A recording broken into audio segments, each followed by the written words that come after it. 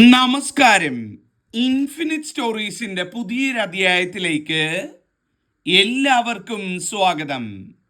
നിങ്ങളുടെ വീട്ടിൽ ഞാൻ ഈ പറയുന്ന നാളുകളിൽ ജനിച്ച് ഒരാളെങ്കിലും ഉണ്ടെങ്കിൽ അവരോട് ശിവരാത്രി ദിവസം അമ്പലത്തിൽ പോയി, ശിവക്ഷേത്രത്തിൽ പോയി ഭഗവാനെ കണ്ടു തൊഴാൻ പറയണം.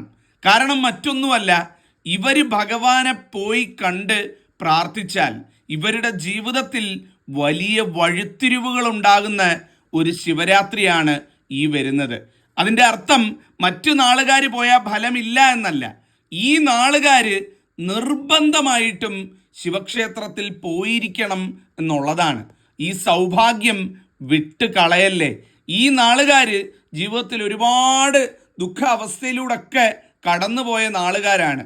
ഇവർ ശിവക്ഷേത്രത്തിൽ പോയി ഈ ശിവരാത്രി നാളിൽ ഭഗവാനെ കണ്ട് തൊഴുത് ഏത് കാര്യം പ്രാർത്ഥിച്ചാലും അച്ചിട്ടായിട്ടുള്ള കാര്യമാണ്.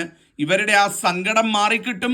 ഇവർ പറയുന്ന ആഗ്രഹം അതെന്തു തന്നെ ആയാലും 100% ഭഗവാൻ നടത്തി കൊടുക്കുന്നതായിരിക്കും. ഭഗവാൻ കാത്തിരിക്കുകയാണ്.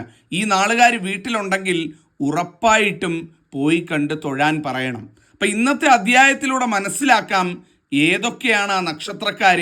പോകുന്ന സമയത്ത് ഇവർ വെറും കൈയോടുകൂടി പോകാൻ പാടില്ല. കയ്യിൽ ചില കാര്യങ്ങൾ വെച്ചുകൊണ്ട് വേണം ശിവക്ഷേത്രത്തിൽ പോകാനായിട്ട്. അപ്പം എന്താണ് കയ്യിൽ കരുതേണ്ടത്, എന്താണ് ചെയ്യേണ്ടത്, ഈ കാര്യങ്ങളാണ് ഇന്ന് പറയാൻ പോകുന്നത്. ഒരിക്കൽ കൂടി എടുത്തു പറയുന്നു, നിങ്ങളുടെ വീട്ടിൽ ഈ പറയുന്ന നാളുകളിൽ ജനിച്ച ഒരാളെങ്കിലും ഉണ്ടെങ്കിൽ നിർബന്ധിച്ചായാലും കുഴപ്പമില്ല, ഒന്ന് ആ ശിവക്ഷേത്രത്തിലേക്ക്, വീട്ടിനടുത്തുള്ള ശിവൻ്റെ അമ്പലം ചെറുതോ വലുതോ ആയിക്കൊള്ളട്ടെ, അവിടെ പോയി ആ ശിവരാത്രി നാളിൽ ഭഗവാനെ ഒന്ന് കണ്ട് തൊഴുതു വരാൻ പറയണം. അത് നിർബന്ധമാണ്, അച്ചിട്ടായിട്ടുള്ള കാര്യമാണ്. പോയാൽ അതിൻ്റെ ഗുണം ലഭിക്കുക തന്നെ ചെയ്യുന്നതായിരിക്കും. ദീർഘിപ്പിക്കുന്നില്ല, കാര്യത്തിലേക്ക് വരാം. പ്രധാനമായിട്ടും ഞാൻ ഈ പറയുന്ന നാളുകാരാണത്.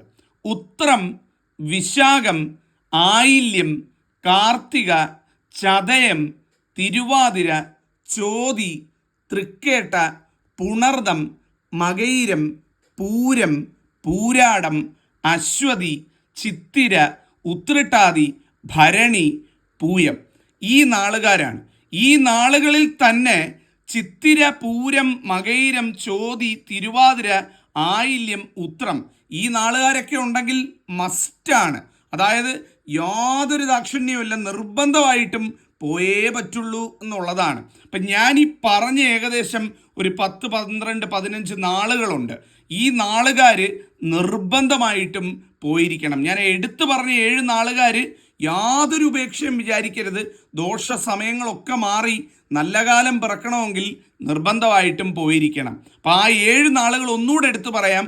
ഈ ഉള്ള 12 നാളുകളിൽ ഈ 7 നാളുകാർ യാതൊരു ദാക്ഷിണ്യവും വിചാരിക്കരുത്. ചിത്തിര, പൂരം, മകയിരം, ചോതി, തിരുവാതിര, ആയില്യം, ഉത്രം. അപ്പം ഞാൻ ഈ പറഞ്ഞ നാളുകാർ ഒന്ന് ശ്രദ്ധിക്കുക. ഇതിൻ്റെ കാര്യം എന്ന് പറയുന്നത് ഇവരുടെ ജീവിതത്തിൽ വലിയ വഴിത്തിരിവുണ്ടാകുന്ന അല്ലെങ്കിൽ വഴിത്തിരിവ് ഉണ്ടാകേണ്ട ഒരു ശിവരാത്രിയാണ്. നിങ്ങൾ ഭഗവാനെ പോയി കണ്ട് അനുഗ്രഹം നേടി ഭഗവാന്റെ അനുഗ്രഹത്തിൻ്റെ ഒരു കണിക ലഭിച്ചാൽ മതി ജീവിതത്തിൽ മാറ്റങ്ങൾ സംഭവിക്കാൻ എന്നുള്ളതാണ്. അങ്ങനെ പോകുന്ന സമയത്ത് നിങ്ങൾ കയ്യിൽ 3 1 രൂപ നാണയം വെക്കണം കേട്ടോ. 3 1 രൂപ നാണയം. എങ്ങനെയാണ് എന്ന് ചോദിച്ചു കഴിഞ്ഞാൽ ചില്ലറ മാറി ഓരോ രൂപയുടെ 3 ഓരോ രൂപ നാണയങ്ങൾ കയ്യിൽ വെക്കുക. വെച്ചിട്ട് അത് തലയ്ക്കൊഴിഞ്ഞിട്ട് വേണം ക്ഷേത്രത്തിലേക്ക് പോകാൻ. വീട്ടിൽ നിന്ന് തന്നെ അല്ലെ പൂജാമുറിയിലോ വിളക്ക് വെക്കുന്നിടത്തോ നിന്ന് തന്നെ ഒരു 3 പ്രാവശ്യം ഓരോ നാണയവും എടുത്ത് തലയ്ക്കൊഴിഞ്ഞിട്ട് ആ 3 1 രൂപ നാണയമായിട്ട് വേണം നിങ്ങൾ അമ്പലത്തിലേക്ക് പോകാൻ എന്ന് പറയുന്നത്. പോയതിന് ശേഷം 1 രൂപ നാണയം, ആദ്യത്തെ 1 രൂപ നാണയം കൊണ്ടുപോയി ഗണപതി ഭഗവാന്റെ നടയ്ക്കലിടുക. ഗണപതി ഭഗവാന്റെ നടയ്ക്കൽ കാണിക്കവഞ്ചി വെച്ചിട്ടുണ്ടാകും, അല്ലെങ്കിൽ ഭണ്ഡാരം വെച്ചിട്ടുണ്ടാകും. ഗണപതി ഭഗവാന്റെ നടയ്ക്കൽ സമർപ്പിക്കുക ആദ്യത്തെ 1 രൂപ. രണ്ടാമത്തെ 1 രൂപ എന്ന് പറയുന്നത് സർപ്പക്കാവ് അഥവാ നാഗദൈവങ്ങളുടെ പ്രതിഷ്ഠ ഉണ്ട് എന്നുണ്ടെങ്കിൽ ആ നാഗപ്രതിഷ്ഠ ഉള്ളിടത്ത് നാഗദൈവങ്ങൾക്ക് സമർപ്പിക്കുക. മൂന്നാമത്തെ 1 രൂപ എന്ന് പറയുന്നത് സാക്ഷാൽ പരമേശ്വരൻ്റെ നടയ്ക്കൽ, മഹാദേവന്റെ നടയ്ക്കൽ സമർപ്പിക്കുക. അങ്ങനെ തലയ്ക്കൊഴിഞ്ഞു കൊണ്ടുപോകുന്ന 3 1 രൂപ നാണയവുമായിട്ട് വേണം നിങ്ങൾ ഈ ദർശനത്തിന് പോകാൻ എന്ന് പറയുന്നത്. ആ നാളുകാരെ ഞാൻ ഒരിക്കൽ കൂടി ഇതാ ഇവിടെ കാണിച്ചിട്ടുണ്ട്. ഈ നിർബന്ധമായിട്ടും ഈ നാളുകാർ വീട്ടിലുണ്ടെങ്കിൽ ഇവരെ പറഞ്ഞു വിടണം. വേറെ വഴിപാടും പൂജയും ഒന്നും ഇവർ ചെയ്യേണ്ട കാര്യമില്ല. പോയിട്ട് ഇത്തരത്തിൽ 3 1 രൂപ നാണയം കൊണ്ടുപോയി തലയ്ക്കൊഴിഞ്ഞ് സമർപ്പിച്ച് ആ നടക്കൽ നിന്ന് ഓം നമഃ ശിവായ ചൊല്ലി ഒരു 108 തവണയൊക്കെ ഓം നമഃ ശിവായ ചൊല്ലിക്കൊണ്ട് ഭഗവാനോട് പറയാനുള്ളതെല്ലാം എന്തൊക്കെ മനസ്സിലുണ്ടോ അതൊക്കെ പറയുക. സങ്കടങ്ങളാണെങ്കിൽ സങ്കടങ്ങൾ, അതല്ല നിങ്ങൾക്ക് എന്തെങ്കിലും ആഗ്രഹം നടക്കാനുണ്ടെങ്കിൽ ആഗ്രഹങ്ങൾ, ഒന്നുമില്ല ആയുരാരോഗ്യ സൗഖ്യത്തിന് വേണ്ടിയാണെന്നുണ്ടെങ്കിൽ അത് എന്താണോ നിങ്ങൾക്കും ഭഗവാനും മാത്രമേ അറിയുള്ളൂ, തീർച്ചയായിട്ടും പോയി പറയുക. ഫലം കിട്ടുക തന്നെ ചെയ്യുന്നതായിരിക്കും. ഇതാണ് ഞാൻ പറയാൻ ഉദ്ദേശിച്ച ഒന്നാമത്തെ കാര്യം എന്ന് പറയുന്നത്. മറ്റൊരു പ്രധാനപ്പെട്ട കാര്യം എന്ന് പറയുന്നത്, ജീവിതത്തിൽ ഒരുപാട് സങ്കടാവസ്ഥയിലൂടെ, ഒരുപാട് ദുഃഖാവസ്ഥയിലൂടെ കടന്നു പോകുന്ന ഒരു വ്യക്തിയാണ് നിങ്ങളെന്നുണ്ടെങ്കിൽ, ഒരുപാട് കാലമായിട്ട് കഷ്ടപ്പാടും ദുഃഖവും ദുരിതവും വിട്ടൊഴിയുന്നില്ല. ആകെ വീട് മൊത്തം ഒരു ശോകമൂക അവസ്ഥയിലാണ്, വീട് മൊത്തം ഒരു സങ്കടക്കടലിൽ മുങ്ങി നിൽക്കുകയാണ്, അങ്ങനെയൊക്കെ വല്ലാതെ മനപ്രയാസം അനുഭവിക്കുന്ന ഒരു വ്യക്തിയാണ്, അല്ലെങ്കിൽ അത്തരത്തിലുള്ള ഒരു വീട്ടിലുള്ള വ്യക്തിയാണ് നിങ്ങളെന്നുണ്ടെങ്കിൽ, ഈ ശിവരാത്രി ദിവസം നിങ്ങൾ ശിവക്ഷേത്രത്തിൽ പോവുക, ഭഗവാന് പോയി ഒരു പിൻവിളക്ക് തെളിയിക്കുക. ഏറ്റവും ഐശ്വര്യം എന്നാണ് പറയുന്നത്. ഒരു പിൻവിളക്ക് ശിവഭഗവാന്റെ നടക്കൽ തെളിയിക്കുക. അവിടെ പോയി രസീതാക്കി തിരുമേനിയെ എടുത്ത് പറഞ്ഞാൽ മതി. അതായത് ശിവപ്രതിഷ്ഠയുടെ പുറകിലായിട്ടൊരു വിളക്ക് സ്ഥാപിച്ചിരിക്കുന്ന കാണാം. ഒരു വിളക്കും ഒരു കണ്ണാടിയൊക്കെ അവിടെ തെളിയിക്കുന്ന വിളക്കാണ് പിൻവിളക്ക് എന്ന് പറയുന്നത്. ശിവരാത്രി ദിവസം ആ പിൻവിളക്ക് തെളിയിച്ച് ആ പിൻവിളക്ക് വഴിപാട് നടത്തിക്കൊണ്ട് ആ നടക്കൽ നിന്ന് നിങ്ങൾ ഭഗവാനോട് പ്രാർത്ഥിക്കൂ. എഴുതിത്തരാ അച്ചിട്ടായിട്ടുള്ള കാര്യമാണ്. അടുത്ത ശിവരാത്രിക്ക് മുമ്പ് നിങ്ങളുടെ ജീവിതം സകല ഐശ്വര്യങ്ങളും കൊണ്ട് നിറയും.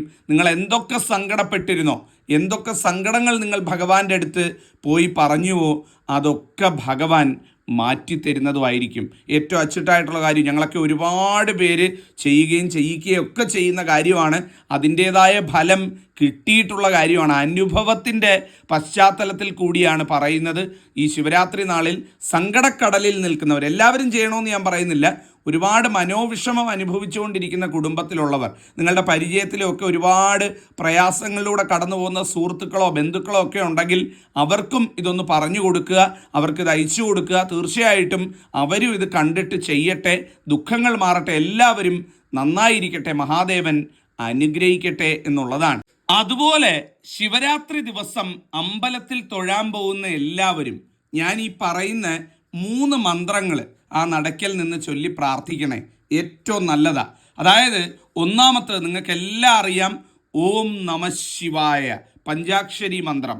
ഭഗവാനെ മനസ്സിൽ അങ്ങോട്ട് സങ്കല്പിച്ച് ഭഗവാന്റെ മുഖം കണ്ടുകൊണ്ട് ഓം നമഃ ശിവായ ചൊല്ലുക, ഒന്നാമത്തത്.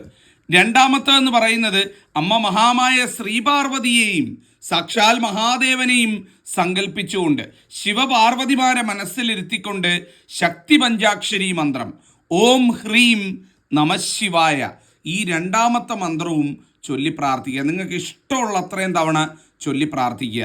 ഇനി ഇതിന് രണ്ടിനുമുപരി ഏറ്റവും പ്രധാനപ്പെട്ടത് മഹാമൃത്യുഞ്ജയ മന്ത്രം. നിങ്ങളുടെ വീട്ടിലുള്ള എല്ലാവരെയും, നിങ്ങളെയും സ്വയം മനസ്സിൽ കണ്ടുകൊണ്ട് എല്ലാവരുടെയും ആയുരാരോഗ്യ സൗഖ്യത്തിനും ദീർഘായുസിനും നല്ല രീതിയിൽ ജീവിച്ച് മുന്നോട്ട് പോകാൻ വേണ്ടി ആ നടക്കൽ നിന്നുകൊണ്ട് ഭഗവാനെ മനസ്സിൽ സ്മരിച്ച് വീട്ടിലുള്ള എല്ലാവരെയും മനസ്സിൽ ഓർത്തുകൊണ്ട് ഈ മഹാമൃത്യുഞ്ജയ മന്ത്രം ചൊല്ലി പ്രാർത്ഥിക്കുക. ഓം ത്രംബകം യജാമഹേ സുഗന്ധിം പുഷ്ടിവർദ്ധനം ഉർവാരുകമിവ ബന്ധനാത് മൃത്യോർമുക്ഷീയമാമൃതാത് എന്ന് ഭഗവാനെ സങ്കല്പിച്ചുകൊണ്ട് വീട്ടിലുള്ള എല്ലാവർക്കും വേണ്ടി ഒന്ന് പ്രാർത്ഥിക്കുക. അമ്മമാർ, ഈ ഗൃഹനാഥന്മാർ, ഇങ്ങനെയൊക്കെയുള്ളവരൊക്കെ അമ്പലത്തിൽ പോയി തൊഴുമ്പം ഇത് 3 ചൊല്ലി പ്രാർത്ഥിക്കൂ. നിങ്ങൾക്കും നിങ്ങളുടെ കുഞ്ഞുങ്ങൾക്കും കുടുംബത്തിനും നല്ലതേ വരുള്ളൂ എന്നുള്ളതാണ്. അപ്പോൾ ഈ 3 മന്ത്രങ്ങൾ വിട്ടുകളയരുത്, ചെയ്യുക. അതുപോലെ ഇപ്പോൾ ഈ SSLC പരീക്ഷ എഴുതുന്ന മക്കൾ, പരീക്ഷയ്ക്കൊക്കെ തയ്യാറെടുക്കുന്നവർ, എൻട്രൻസ് കാര്യങ്ങൾക്കൊക്കെ തയ്യാറെടുക്കുന്നവർ, PSC പരീക്ഷകൾ എഴുതുന്നവർ, അങ്ങനെയുള്ളവരൊക്കെ നിർബന്ധമായിട്ടും വിദ്യാസൂക്ത പുഷ്പാഞ്ജലി എന്നൊരു പുഷ്പാഞ്ജലി നമുക്ക് ശിവക്ഷേത്രത്തിൽ നടത്താൻ പറ്റും. ശിവരാത്രി ദിവസം കുഞ്ഞുങ്ങൾക്ക് പറ്റിയില്ലേ, അമ്മമാർ അച്ഛന്മാരൊക്കെ ഉണ്ടെങ്കിൽ നിങ്ങളൊന്ന് ഈ വിദ്യാസൂക്ത പുഷ്പാഞ്ജലി ഈ ശിവരാത്രി നാളിൽ അമ്പലത്തിൽ നടത്തുക. അതിൻ്റെ മാറ്റം തീർച്ചയായിട്ടും കുഞ്ഞുങ്ങൾക്കുണ്ടാവുന്നതാണ്. കുഞ്ഞുങ്ങൾ പഠിത്തത്തിൽ ഒന്നാമരായി വരും. ഏറ്റവും ഐശ്വര്യം കുഞ്ഞുങ്ങൾക്ക് കിട്ടുന്നതായിരിക്കും. ഒരിക്കലും നിങ്ങളിത് ശിവരാത്രി ദിവസം ചെയ്താൽ വിഫലമായി പോകില്ല എന്നുള്ളതാണ്. ഇത് പറഞ്ഞുകൊണ്ട് അധ്യായം അവസാനിപ്പിക്കുന്നു. നിങ്ങൾക്കും കുഞ്ഞുങ്ങൾക്കും കുടുംബത്തിനും സർവശക്തൻ ശിവനച്ഛൻ എല്ലാ അനുഗ്രഹങ്ങളും നൽകട്ടെ. എൻ്റെ അമ്മ മഹാമായ സർവശക്ത ശ്രീപാർവതി അനുഗ്രഹിക്കട്ടെ. നന്ദി, നമസ്കാരം.